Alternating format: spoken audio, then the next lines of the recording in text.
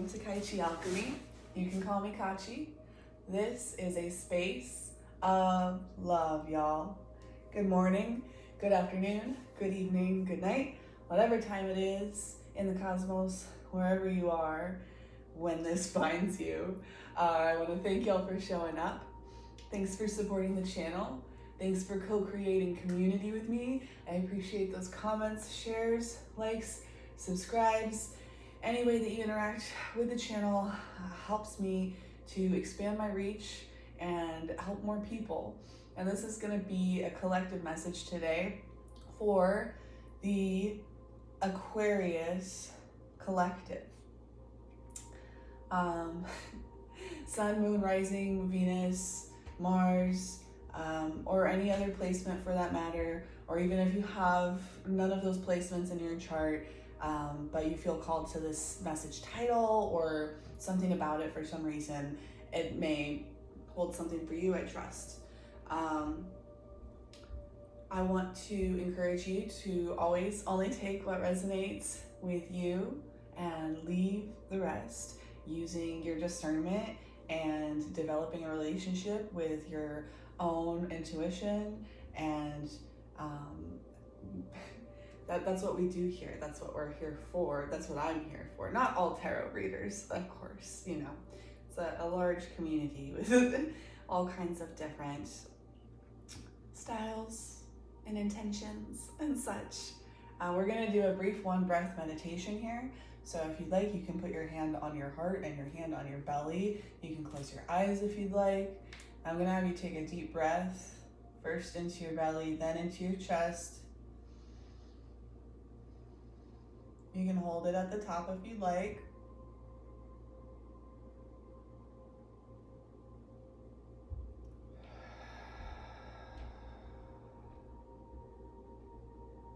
And settling into this space, setting the intention to remain connected to your Sankalpa, whatever that happens to be today.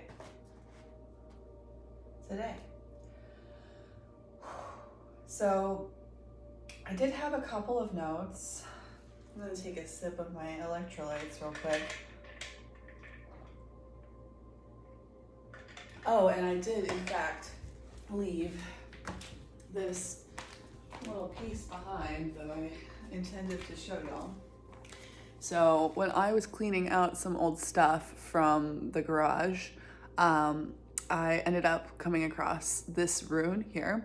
You might recognize it. It's called Manaz, and it came out specifically when I was connecting into the Aquarius collective energy for today. Manaz, let's see, on the interwebs is gonna be, okay, so it says, Manaz is the 13th rune in the Elder Futhark, representing mankind or human.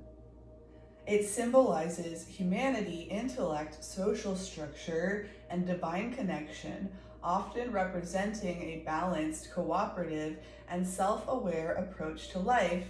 It highlights the power of mind, memory, and community to shape reality and foster, according to, I think that was a little bit of a typo there. Okay, but yeah, that's so funny that it's mankind or human.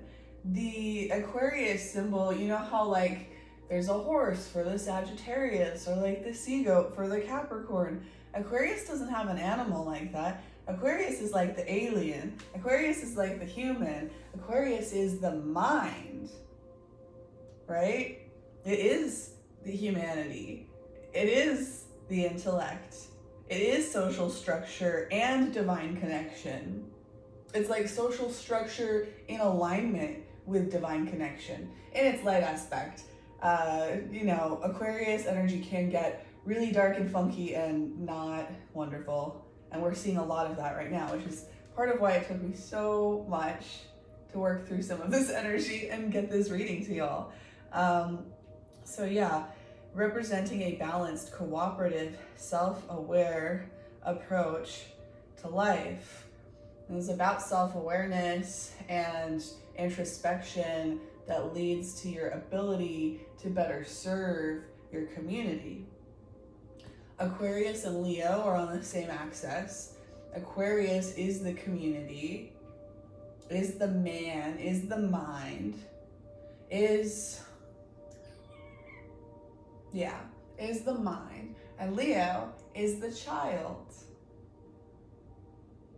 And we need both. We need the social structure.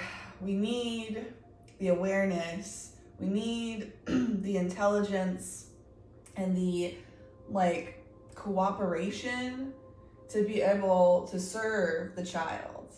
And that is what this channel is all about, is helping to shape and move the energy in the world to allow that type of community that best serves the children. Because that is how we heal things. We do process and heal energy within ourselves, and we should, but it's also,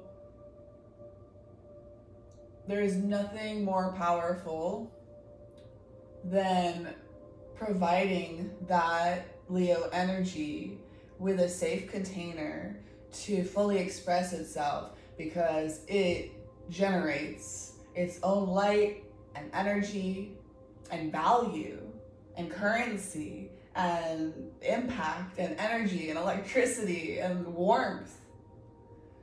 And we need that warmth, because without that warmth, without that child energy, Aquarius is cold, detached, materialistic.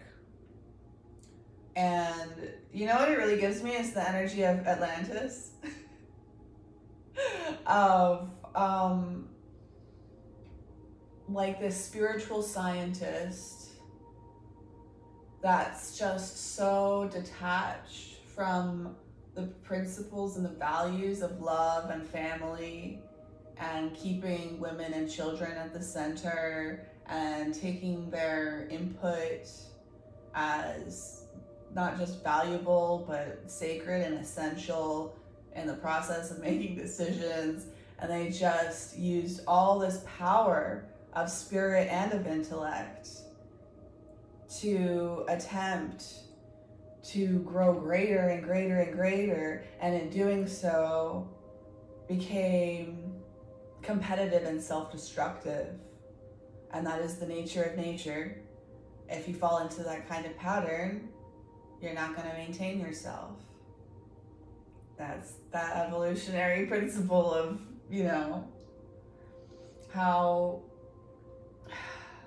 how we co-create future animals, future individuals, future patterns right now, in the here and now. Okay, let's see. Ganesha and Anansi also were coming up.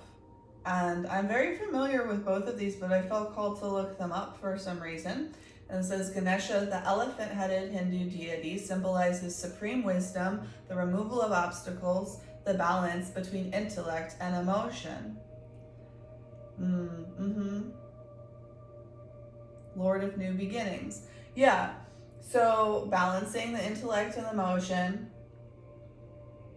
valuing and building up and supporting that Aquarius energy, that society energy, that cooperative energy. And instead of it turning into some kind of destructive boys club situation, those people developing reverence and connection to their heart, to the mother, to the child, to the spirit. I mean, I guess it's the intellect and the spirit are already pretty connected, but it is the heart energy, it is the emotional energy, and it is also the respect of the body, of the sensorial experience. That's also the balance between Aquarius and Leo.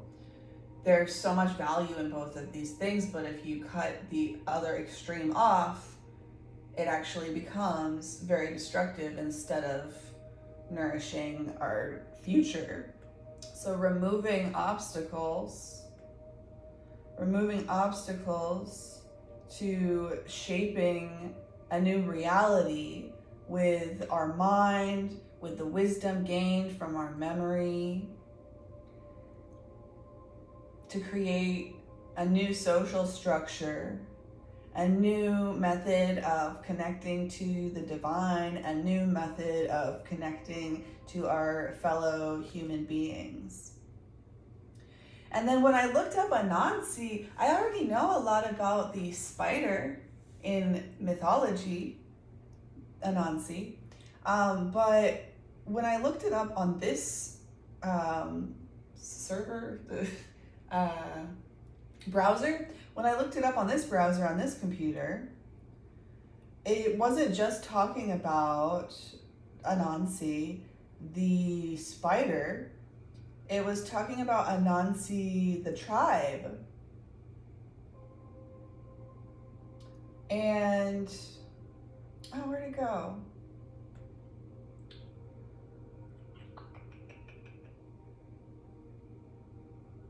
Interesting. Oh, okay.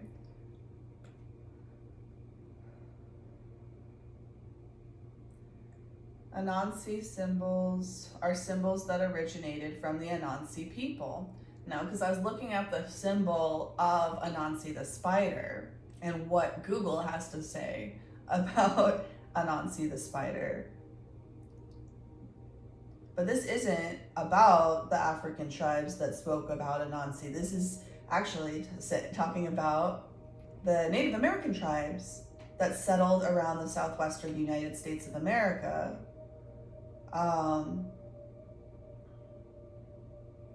And the symbols that they used were used as protections, kind of like sigils, I suppose, against the Wendigos. If you know anything about Wendigos, you know, a challenging energy. So you would want protection against those. So there may be something about using like a sigil or a amulet or some kind of physical or mental symbol to help you stay focused on your generation of protection, like your protection energy that may be significant to some of y'all.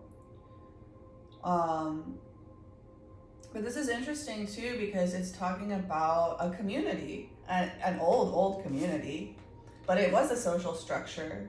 It was a particular kind of social structure. There was a different prompt that I was looking at earlier. And so here we go. That's what I was looking for. The Anansi, or ancestral Puebloans, are significant for developing a sophisticated sedentary civilization in the American Southwest. I'm assuming sedentary meaning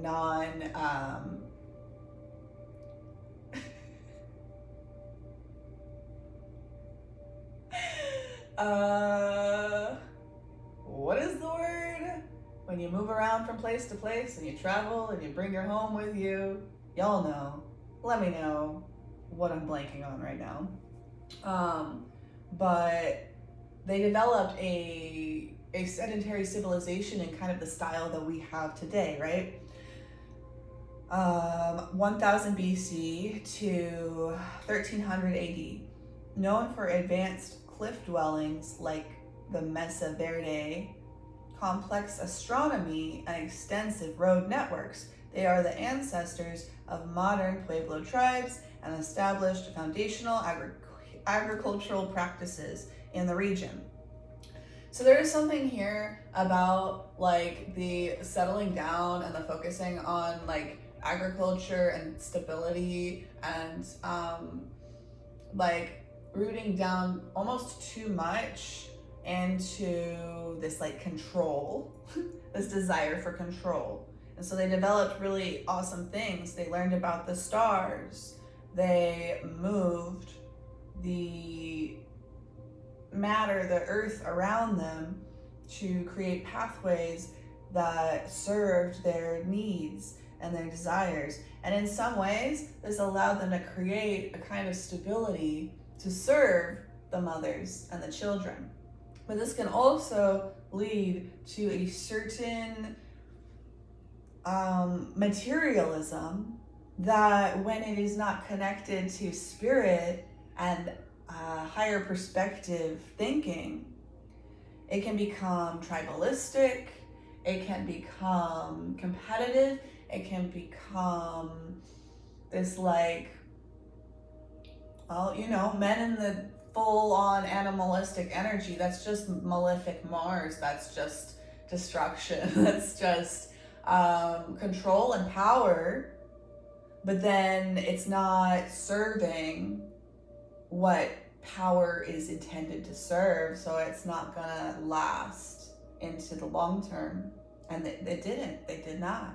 I think that this is actually one of the groups that disappeared kind of mysteriously. Like, there's still, archaeologists are still kind of trying to understand what happened there and why they left these structures, and very intricate, like in something they really invested in, and they're not there.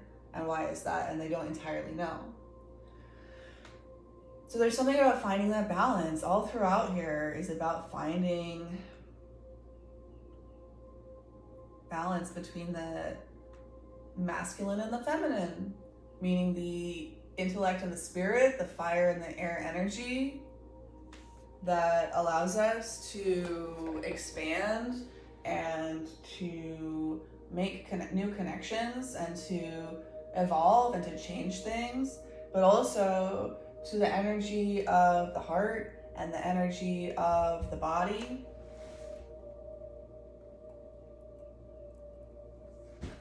And making sure that neither of those energies is ever taking over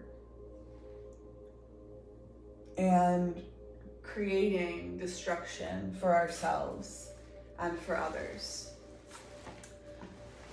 Okay, so there's also a lot coming through about the cult energy and the energy of, I feel that narcissists and enablers is always a really unnecessarily pointy way of talking about people that move with narcissistic traits or codependent tendencies, or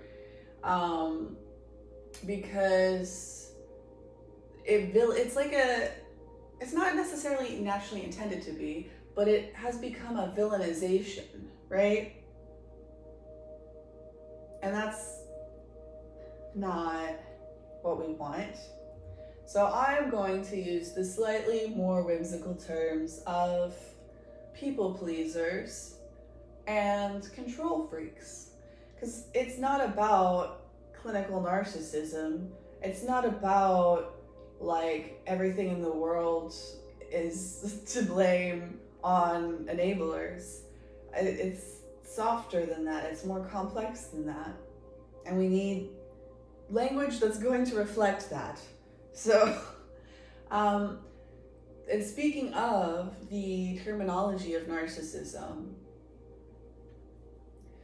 the most common cult energy is the narcissistic family, which is an extraordinarily common occurrence in today's world, and is bringing up our children in a way that wires their brains in a almost like Stockholm syndrome kind of way, where they learn to feed into and please the structure and to hide their needs, their desires, their body, their heart, their emotional energy.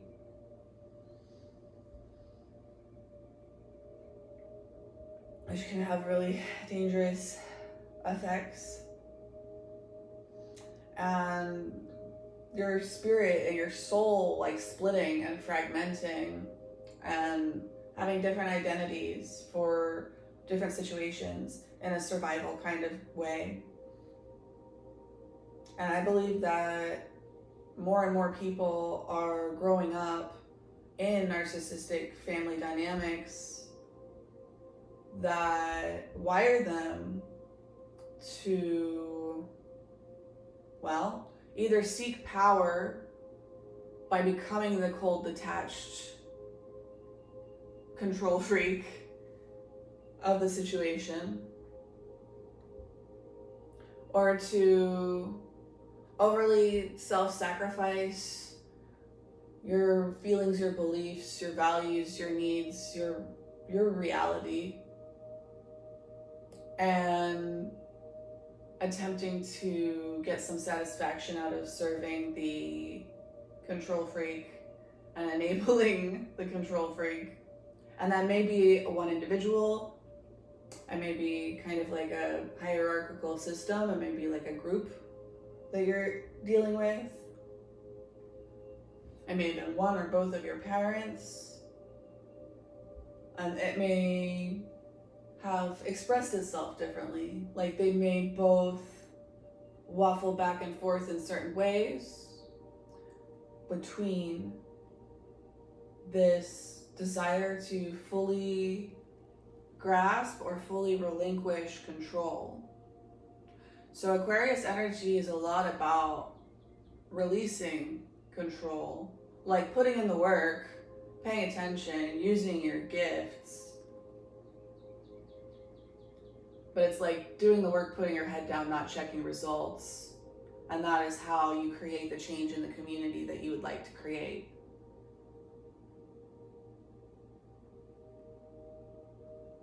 And when you're in Leo energy,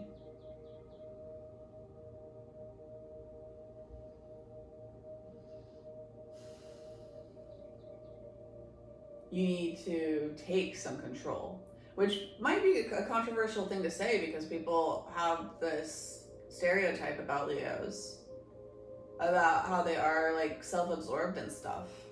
But that's like a negative, dark representation of when Leo energy gets twisted in on itself. When a child is not properly mirrored and valued, then they're constantly trying to make up for that.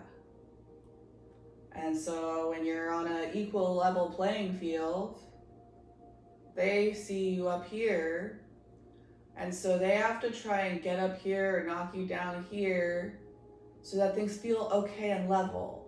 But actually what they're doing is they're trying to knock you down below them because their perception of the spectrum is off. Right? And Aquarius energy can do that too. You can be too detached and too disassociated and too impersonal in the way that you're processing information and making decisions, trying to be all logical. And you don't want to do that necessarily because you care about people, because you're an Aquarius, right? Okay, so there's a whole lot to that. But what I'm getting is that you are an incredibly important group for nurturing and feeding into and spearheading the new social structure and the new community that we need to be creating so that we don't self-destruct and so that we can recenter mothers and children and so that we can re-empower spirit and our guides and our ancestors and our angels and the men in our lives to use their gifts in service of something greater, of something integrated. Okay. Freya, Folly, Michael, Mary, Thank you for your blessings. Thank you for your protection. Thank you for your wisdom.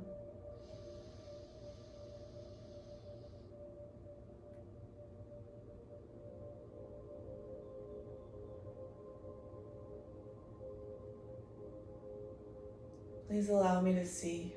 Please and thank you, thank you, thank you.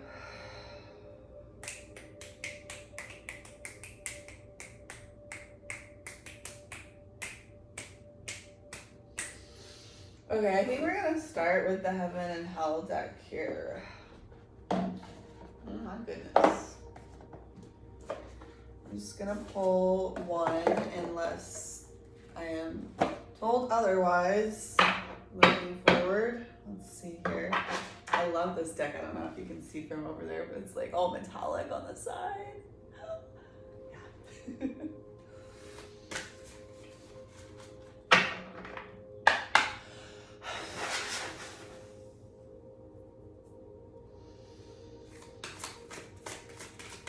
What is the energy that the Aquarius collective would benefit from most in focusing in on today? I kind of wanted to come out, but I'm not sure yet. Just in case. I'm going to take it and we'll see. Is there anything else, Spirit? Is there anything else for the Aquarius collective? Please and thank you, thank you, thank you. Please and thank you, thank you, thank you. Please and thank you, thank you, thank you. Okay, we got Monakel, Knowledge of Good and Evil, 66. Oh. Yeah. And the reverse is going to be physical and moral imperfections. So I'm definitely getting the guidance to spend less time focusing on your physical and moral imperfections, and that the more you worry about these things and attempt to control, like get them under control and minimize them, the more you're actually going to feed into those issues. And you're gonna have more health challenges, and you're gonna have more confusion in your relationships and your decision making. And that focusing on developing knowledge of good and evil and like being appreciative and grateful for the challenges and the experiences with your health, with your relationships that you are experiencing, so that you can learn contrast, so that you can learn what you want and what you don't want, so you can learn what happens when you eat too much pizza and then you don't feel good, or whatever the situation is. It's like focusing on this gratitude for your ability to experience contrast and for your experience to learn from and utilize every experience that you have to go through. This is number 66. 6 is usually something that a lot of people fear and don't understand, but it's actually a card of like, or a number of like, it's almost Virgo energy. It's about balance. And so some people see balance, they see good and evil, and they view that as evil, because we have all light and then we have duality, right? So then they look at pure light as light and they look at duality as evil. But that's not true. There's pure light and then there's duality, and the purpose of duality is to give you contrast and give you perspective on light that you would not have otherwise, so that you're able to utilize the light for something beneficial and sustainable into the long term. But if you focus on the issues and the struggles that you have with your health, with your relationships, in a sense of wanting to fix and control and improve, instead of expressing gratitude for our very ability to have the knowledge of good and evil. in the first place. On the bottom of the deck, we have Elemaya, Divine Power, number 4. And yeah, 4. So that's what's giving stability to the things that you're doing in the world physically, logically, like the actions that you're taking have that energy of like power, stability, control behind it, because you are infusing it with the energy of Elemaya. Okay, I'm gonna keep all the decks that I'm using out today so I can keep looking at it.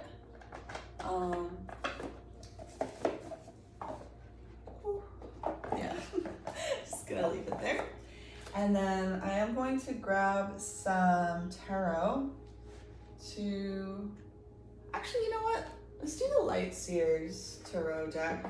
I feel like y'all could use some light right now. So serious. Why so serious? I love Joker energy in general, and I think that's one of the reasons that I love Aquarius so much, because it gives me very, very Joker energy. Like, you can fully understand the extremes of emotion, yet you're totally outside of it and watching from the outside, so that you can see this kind of like divine humor in the chaos and the destruction. And when you use your Aquarian energy to see the potential and the potential behind that destruction and how that can feed into the future, then that's a beautiful gift, like that level of detachment. As long as you remember to continue focusing on centering, feeding into that heart energy. And it can be through a host, I suppose, of like friends, a wife, children. If there's like a really healthy dynamic going on there. If you appreciate and learn how to fully express that respect and that gratitude and that reverence for that energy that you don't hold as much of, if you struggle to connect to that energy, that's okay. Focus on that reverence and that devotion and that gratitude for the High Priestess, for the Oracle, for the feminine, for the heart, for whoever and whatever that is in your life. Interesting. So many. Oh my goodness. Okay. So I got a past, a present, and a future for this particular Aquarius collective tapping in today. I got 2 cards for each of those positions, and then I got another one as like an anchor card, and this is the 10 of Cups in this deck. That's a fun 10 of Cups. All the rainbow energy. And this is an energy of community. And this 10 of Cups actually has 2 women and the children. And this is definitely a nod to like LGBTQ community. But it's interesting that I was talking about recentering around the mothers and the children, and that is the center of the social structure, and that is the center of society, and that is the center of community. So this is like you looking in at the center, being on the outside looking in. That is the energy of Aquarius. And sometimes people see that in like a negative light, and it makes them feel isolated and alone and misunderstood and stuff. But there's an energy that you can step into that's about being the watcher, about being the leader, about being the elder, about being able to see all the pain and all the good and all the bad and all the potentialities, and knowing that you cannot communicate with people that don't understand that level of thought, of understanding. Maybe they don't have the type of spiritual connection that you do, or the type of logical or intellectual understanding that you do, and they rely upon you for protection, to utilize your intellect and to utilize your spiritual power to protect. And you can feel this sense of like satisfaction that you conquered the goal of providing. And I mean, I think the natural flow of things is that you want to provide, and you feel a sense of satisfaction in that because you're providing what you were provided when you were a child, and you have a genuine desire to pay it forward, right? But if you don't have that experience, then you're not necessarily trying to pay it forward in that way.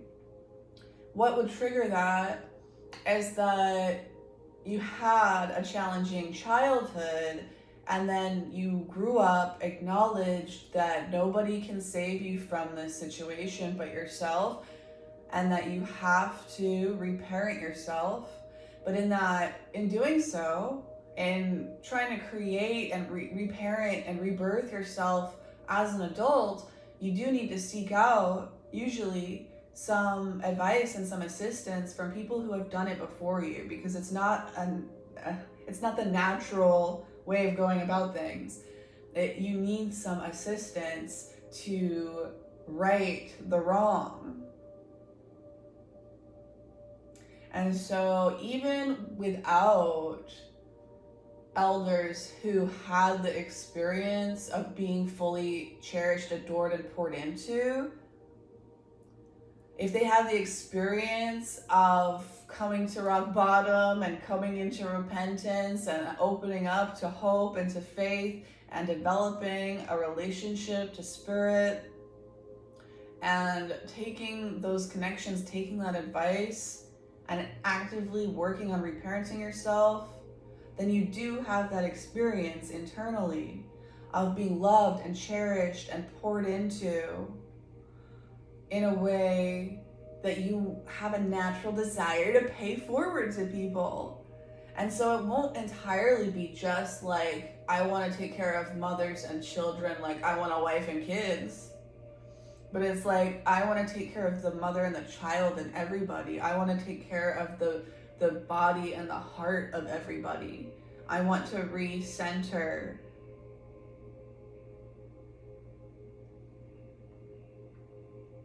reality,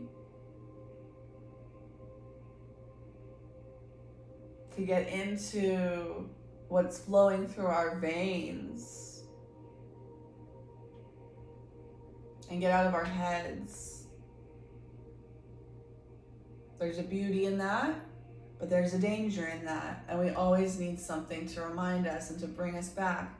So it's like the Aquarian energy, the elder energy walking around, but there's this circle of, there's this source of gravity in the center, and it's pulling you in, and you have the desire to move straight because you're quite logical, right? But then you feel the gravity of this center and you feel pulled towards it. So it pulls you off this straight path, and this straight path may have been the most efficient, but it's also like it's easier to snap and break because it's too straight. The strongest thing in the whole world doesn't go left or right or up or down. It goes at a curve. And so it is the interplay between that gravity and that traveler and that traveler is pulled around and around and around in this kind of like toroidal manner, until you go through the center and you connect with the heart. But then you have to come out the other side, and you have to take that knowledge that you gained when you were in the Christ, when you were in the center, and you bring that understanding, that knowledge, that wisdom of the pure light into the outside of that Taurus, where there are spots of shadow and distortion and pulling apart. There's distance, there's space. And that's good, that's important. We need that individuality. We need that desire to individuate. But then we also need that desire to reconnect. And we all have different combinations of what we need to address there. But again, for you, I feel like there's a lot here about surrendering control and recentering your heart, your body, and the physical community around you, their hearts and their bodies. And coming into a little bit of extra humility at this time, if you'd like to, if you can manage, it would be useful for achieving your goals.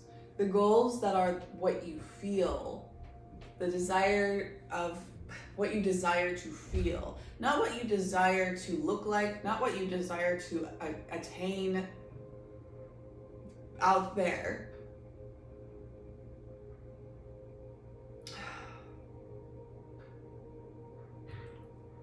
But internally. Okay, so in the past position, we have Page of Pentacles, Seven of Pentacles. In the present position, we have Nine of Swords, Two of Cups in reverse. And then in the future, we have Three of Wands and Justice. Yeah, in the recent past, you were diligently working on something. You were putting one foot in front of the other. You were investing in something. You were kind of checking results. I feel like Seven of Pentacles is almost a card of checking results. You're working, and you're kind of stepping back and looking at that. So you are diligently, practically moving forward on something that's important to you. But because you're in this energy of checking results and looking for, what is this going to make me look like? What is this gonna gain me in a practical sense, in a financial sense? How's this gonna gain me social status? How is this gonna gain me like my mommy and daddy's pride and approval? And because even though you were working with this earthy energy and you were very committed and you were very diligent, it doesn't matter, because of the attitude and the mindset and the energy that you're moving in, where you have this expectation that I'm going to put all of this work, effort, investment into something, but I'm going to do that and then it better look like what I expect it to look like. And if it doesn't, I'm going to be disappointed. And I'm getting the energy here of it's like you don't fully understand and have a relationship with the feeling that is behind the desire. So, like, for example, if you want like a whole harem and like a bunch of houses and cars, that's probably a desire to feel powerful. But there's a lot of different ways, better and worse, more sustainable and less sustainable, to achieve the feeling of feeling powerful, right? If you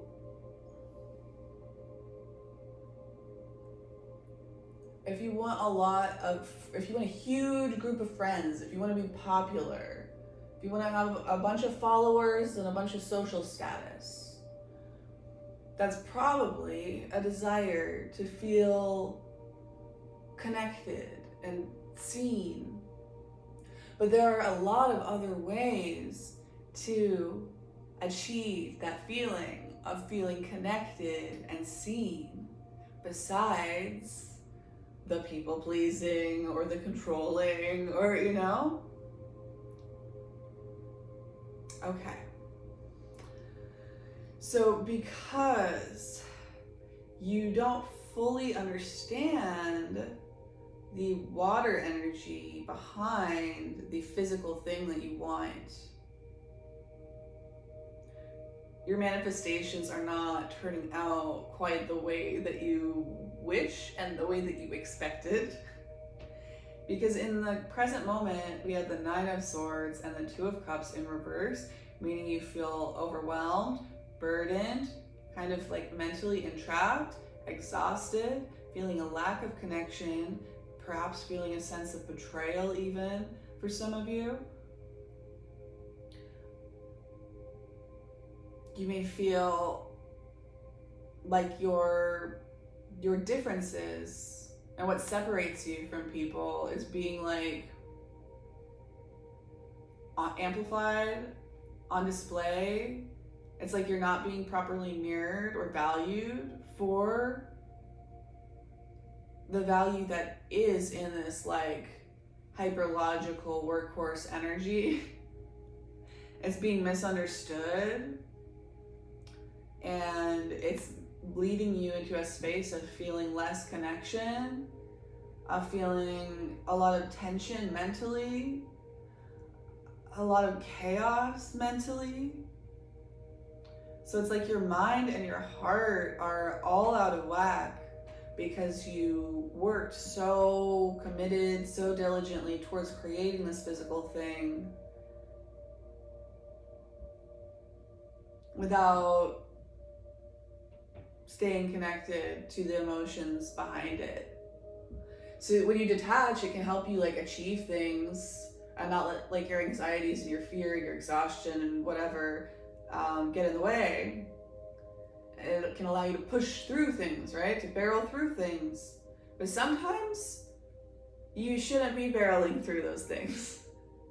They're there for a reason. The resistance is there for a reason, to help shape you. So when water hits resistance, it flows around. When something solid hits resistance, like you drop a clay pot on a rock, it shatters into a bunch of pieces and it's not useful anymore. You spill a bunch of water on a rock and it just like goes around. And that water continues to be useful and continues to hold value and continues to get to live its whole life. And that pot does not. So this is really talking about connecting in with your emotions. That would be a very balancing, productive thing for many of you here. In the near future, we have 3 of Wands, looking out into the future. There's like some Sagittarius vibes here, but also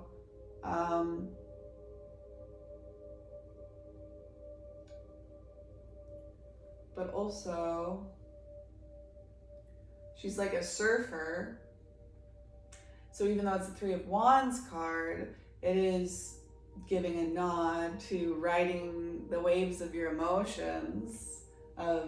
It's an explorative energy.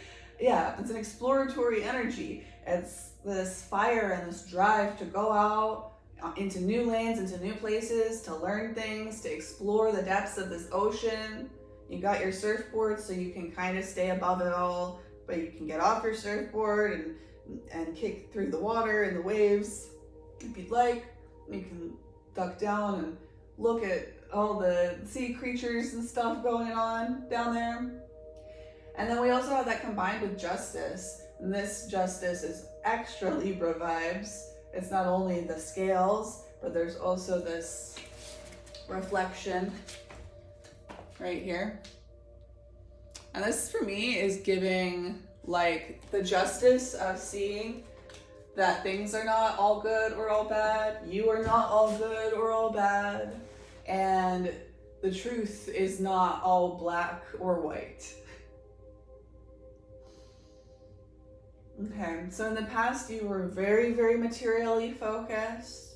In the present you're experiencing the discord of moving intensely without regard for the resistance that your emotions and maybe even your body is providing you with.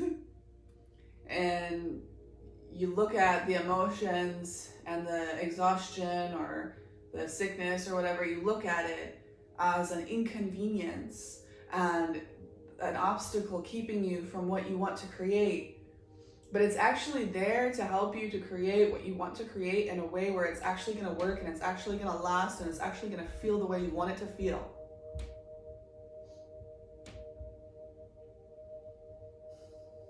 So your body and your heart are rebelling right now and they're kicking back and they're like, you have to look at this. If you don't look at this, we're going to be in trouble and we're going to keep being in trouble.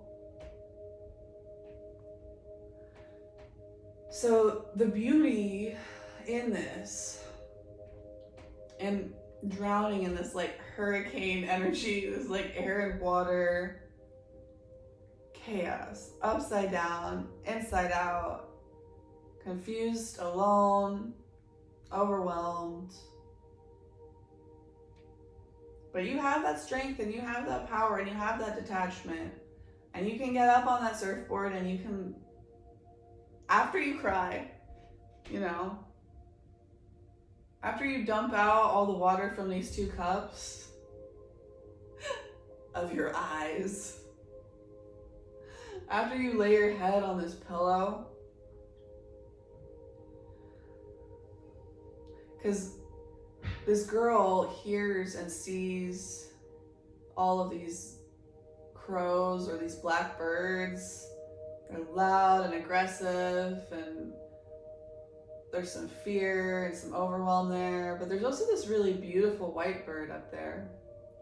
And she's only gonna see it if she lays down. So there's something about going from vertical to horizontal, like seeing things from a perspective that is like an entirely 90-degree difference from how you were looking at it before.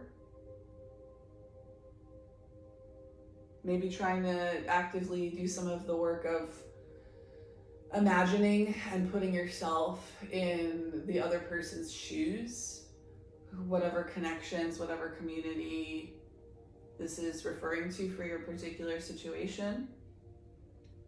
And it is in fully embracing that and exploring that and feeling that grief and that pain and looking at things from a new perspective in that energy, in that void energy, like creating the space for you to rest, creating the space for you to express is really important right now. And probably the reason why you are feeling this way, for one, is because it's a build-up and the levee just broke, you know?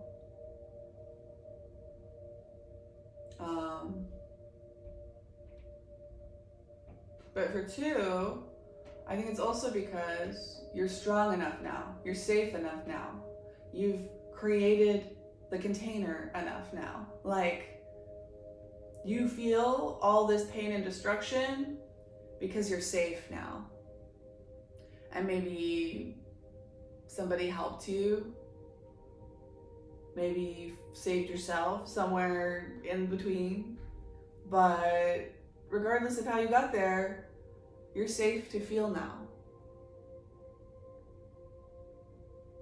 And that is something to be grateful for.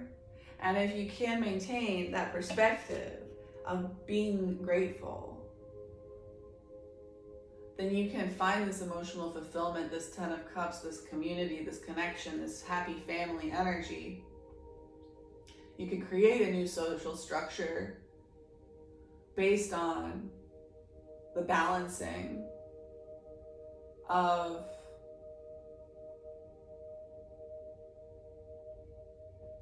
productivity externally and productivity internally.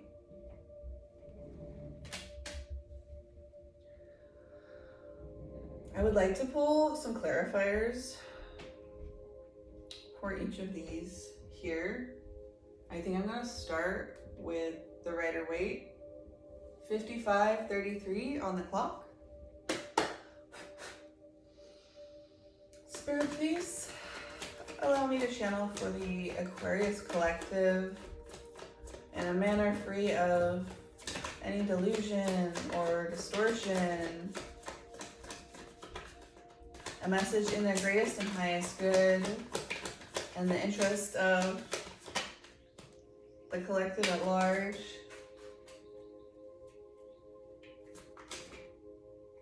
Please and thank you, thank you, thank you.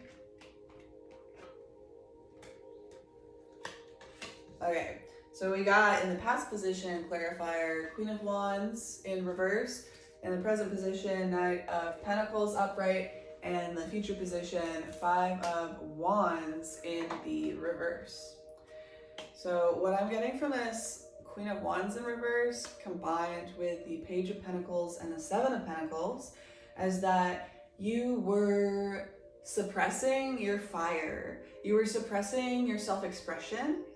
You were suppressing your hotness, like your juiciness, your fieriness, your warmth. You were suppressing your humanity. You were suppressing your human side. There's a cat here, there's yellow here, there's a sunflower here. There's a lot of Leo energy in the Queen of Wands. So it's like you have very prominent Aquarius energy in your chart perhaps, but you also have Leo energy. We all have all of them. It's not, you know, whether or not there's planets there, you have all the energies in your chart. And it's like you were suppressing your inner child. You were disregarding your inner mother. You were being dismissive of a part of yourself that really doesn't appreciate being dismissed. Queen of Wands can be real fiery, can be real, like, you don't want to mess with her. and you did.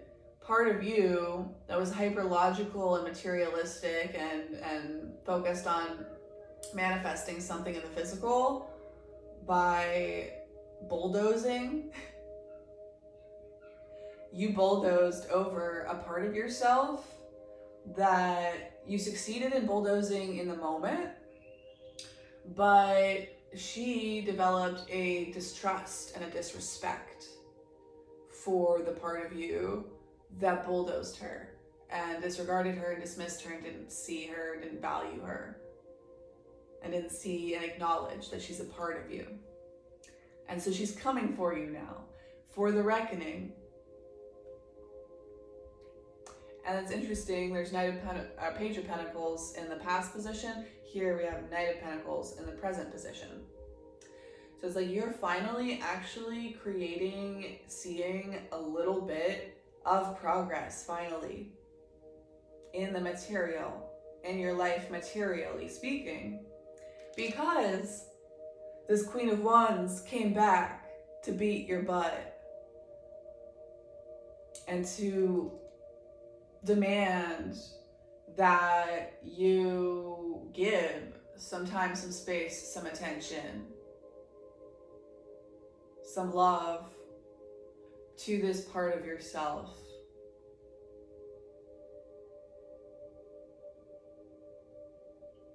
To this inner child part of yourself that is represented in the children all around you. If you don't treat yourself well, you're going to diminish and devalue the children all around you, and you probably will feel righteous in it and not even see what you're doing, because you're disconnected from what connects you, the heart energy, the physical energy, the things that flow through your veins.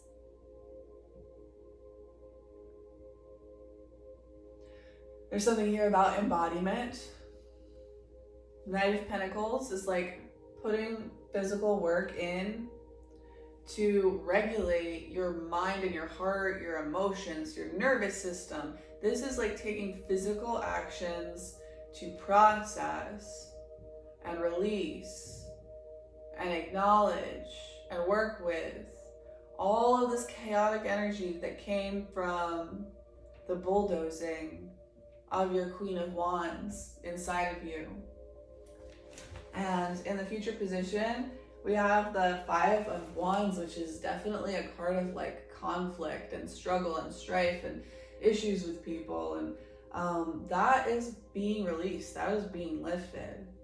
That is the justice here. Is you're focusing on your future with renewed hope and renewed faith and renewed spiritual fire. You have your surfboard, you have your vehicle, you have your chariot, you know, to go out onto the waves and do this work that you now understand is so important. This girl going out into the waves with the water, this girl with the sword and the scales, with the justice. And it's like you're developing this balance mentally and emotionally. And this justice card, I heard when I looked at this justice card, I don't wish them ill. I don't wish them harm. I don't wish them good. I don't wish them well. I don't wish them harm. I don't wish them well. I wish for them what they deserve. Not from your egoic perspective. Whether from your or their or somebody else's egoic perspective, it's good or bad isn't important here. Your allegiance is to whatever decision spirit makes. And that takes it off your plate. It means not only is it not for you to control, you cannot control it. You must release that. You must cut your attachment to that.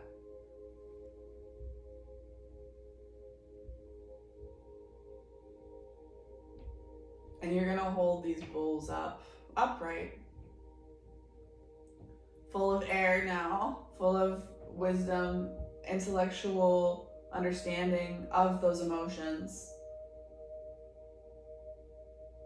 And you can look into them and acknowledge that, you can see that, and you can put those cups where they belong, where they need to go, so that the next time the rain rolls through, they can get filled back up. Because you understand the value of cyclically moving water, moving emotion. If you allow things to stagnate as you did, it's just generating this like kinetic energy inside that is gonna harm you at some point. But because you're going through the release right now, you're gonna experience the increase of equanimity, the decrease of attachment to the outcome, especially the outcome regarding other people, especially regarding the outcome of other people where you felt like you weren't mirrored properly, you felt like you weren't seen, you felt like you weren't valued. And it's just kind of like irrelevant now, utilizing your Aquarian detachment in a positive, beneficial, productive way. And not being disconnected from your emotions, but choosing, I'm not gonna put my emotions there. Because I'm so detached and unemotional, I'm gonna choose where I'm gonna let myself fall into my emotions. And where is that? Into this fire, into this drive, into this desire, into my career, into my goals, into the things I want to create, into my spiritual fire, into the things that I'm generating and manifesting and creating in my life. And I'm going to do that in the context of the ocean. I'm going to go out and I'm going to connect to heart energy. And wherever I find that, I'm going to move closer towards it. And wherever I find incoherent energy, I'm going to move away from it, because I'm only one person. I only have so much time, energy. I can't be in 5 million places at once. I can't impact every single person. I have to come into a space of prioritization, which I've done in the past in a way that was neglectful and dismissive and hard and cold and certain. And I needed to have a little bit more flexibility in there. I needed to connect my heart and my mind into this process. So it's not just my fire, my desire, the things that I'm creating, this like scorched earth energy. And it's not like this cold energy that you're kind of in the present moment almost.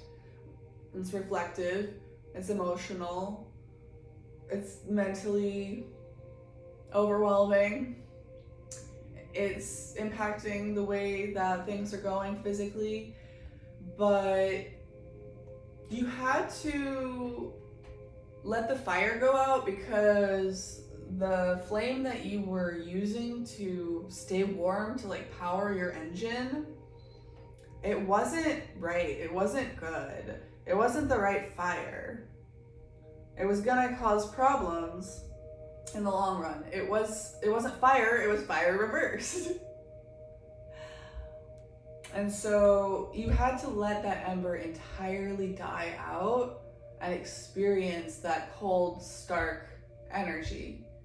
But you're almost comfortable in that, because that is Aquarius.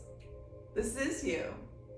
But on the other hand, now that you've detached and you can see things from a higher perspective and you can process your thoughts and your emotions and work with your nervous system, maybe you're doing somatic exercises, or maybe you would do well to do something like that. Like somatic experiencing,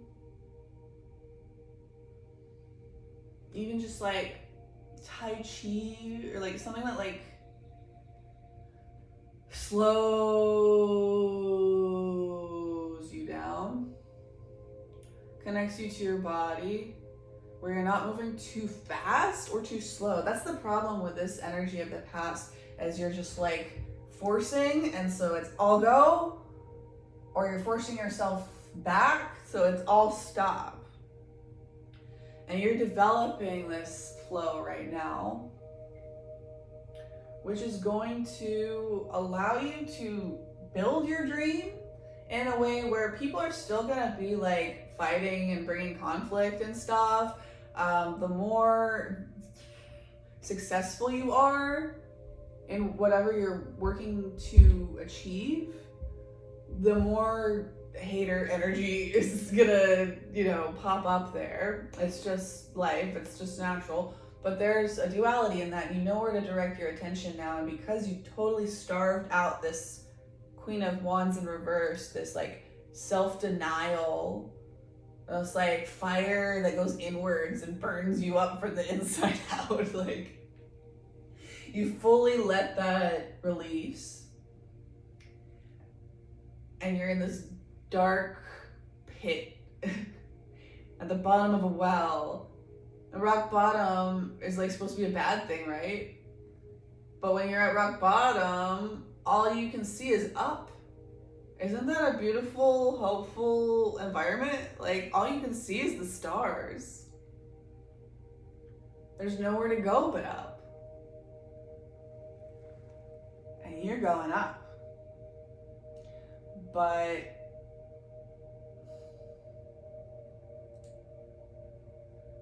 in a way where you're not focused on what is trying to knock you down and trying to control that and prevent that, as like developing this faith that you know that even if and when that does happen, you have the strength to survive it. Because instead of running on the fire of self-suppression and like hatred and anger, this is self-hatred energy. You're utilizing the warmth and the fuel and the fire and the energy behind spirit, behind your inner child, behind the Most High. Like real, long-term, sustainable, regenerative energy. Infinite, abundant. It's not a lack of anger. It's anger and hatred being used in its light expressions. As far as using those feelings to direct outwards, not at people with mean words and stuff, but at the environment around you so that you can put all that energy into creating change, into creating what you want to see, instead of using all that fire and hatred and anger and directing it towards yourself to fix yourself, to make yourself better, to make yourself perfect, to be what you're supposed to be, so you can avoid those moments of resistance, so you're the right shape. It's like you get incensed by something bumping up against you.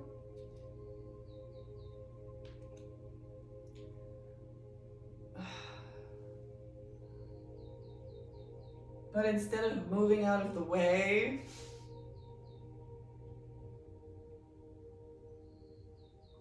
you fight it.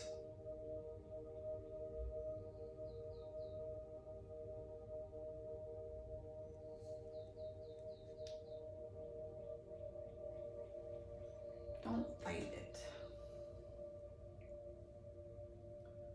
Thank it.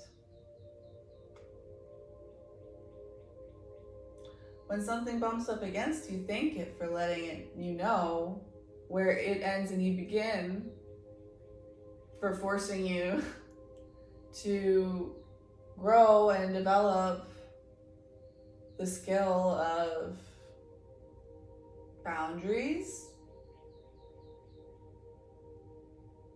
But boundaries with yourself too. Like, I'm not going to talk to myself like that. I'm not going to think like that. I'm not going to repeat, this improper mirroring that I've experienced internally. I refuse. There's nothing inherent about me that I want to burn away or blast off or sand off.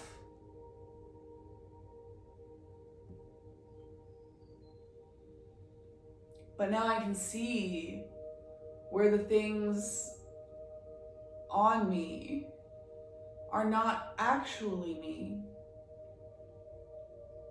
And so now I can use that anger and that hatred and that fire. And I can stand away the things that have globbed onto me that were never me in the first place. And instead of allowing those things to confuse my immune system, my spiritual immune system, and get me to start attacking myself,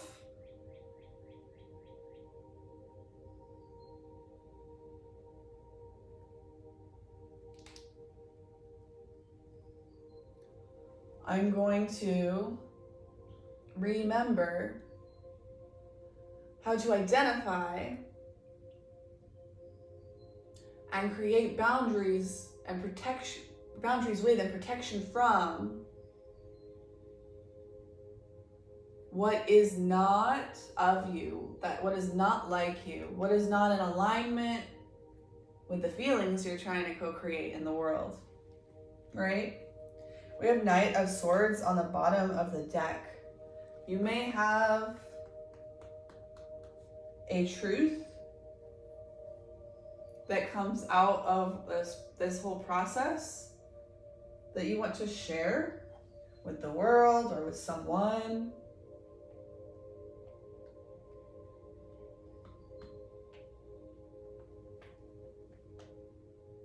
I'm gonna get one card from the Trail Guide to the Body. This is a really big deck of cards, so I'm gonna have you take a deep breath. Focus on the cards splayed out in my hand. and ask to see what you need to see.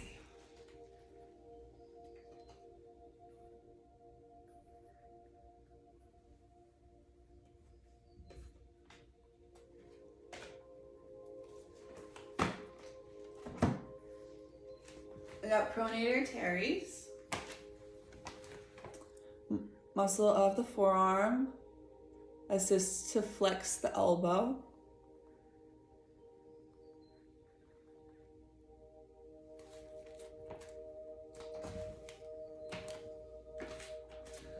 The nerve here says median C6, 7. Oh wait. Okay, I see.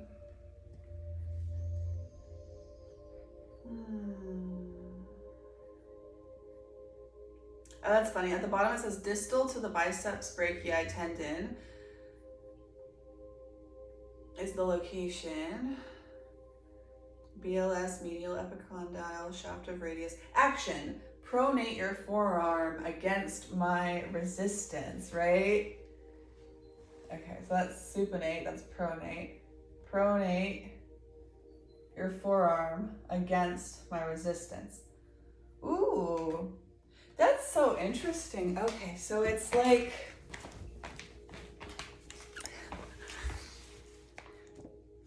excuse my little burn there. So you're pronating, you're opening up. You're opening up. The supinating is like coming in. You're holding it in. I'm pretty sure, because I remember somebody teaching me when you're supinating, you're trying to hold the soup. And when you're pronating, you're trying to spill the soup out. So this may or may not be factually accurate, but it is the message for you, for this group. It says, pronate your forearm against my resistance, as in open up. Open up your hands, open up your heart.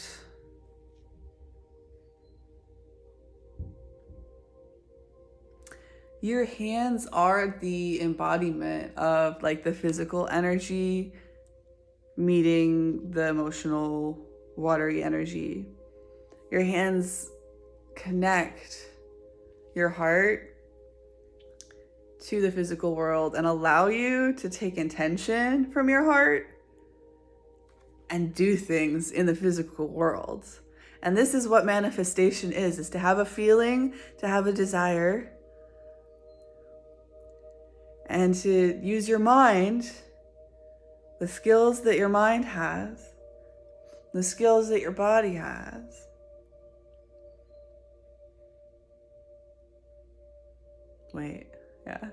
The skills that your mind has, the skills that your spirit has, and using that to create something in the world. So, for you particularly, what are you creating? What are you creating? That is what I would focus on largely. Instead of like thinking about what is in my way,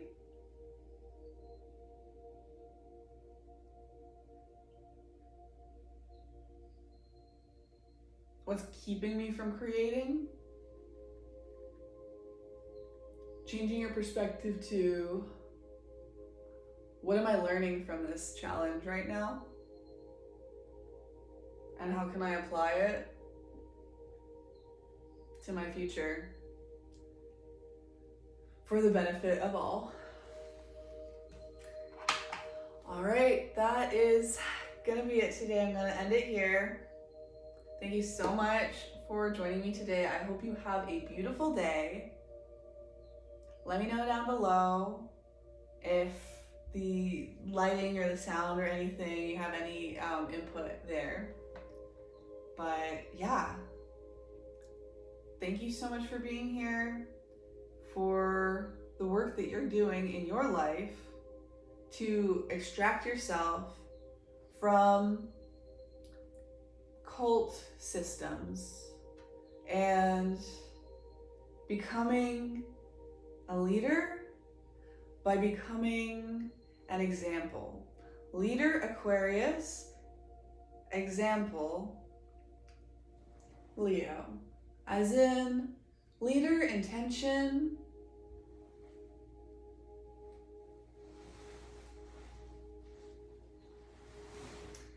and Leo,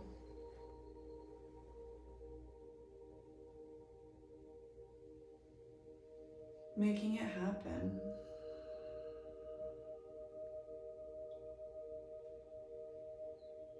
Making it happen with intention. Oh, I lost track of what I was gonna say because I had to pee really bad, but then I ignored that and then I was like, no, I'm gonna just bulldoze through right here. And then I ended up losing it, which was worse than if I had just let it drop in the first place and like refocused on what was speaking to me right now in this moment. So keep your eye on the long-term prize. Don't fully take your eye away from it, but don't be so attached to going from A to Z and going straight towards what you see. Leave a little bit of faith, a little bit of trust to go in a Q pathway to get where you're trying to go, and it looks like you're going away from where you're going, but you have to trust the resistance and the lessons. And the more you do that, the more you're going to be able to take your energy and funnel it into good stuff.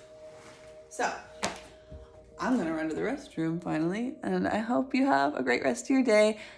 Love, light, peace, and personal responsibility. Okay.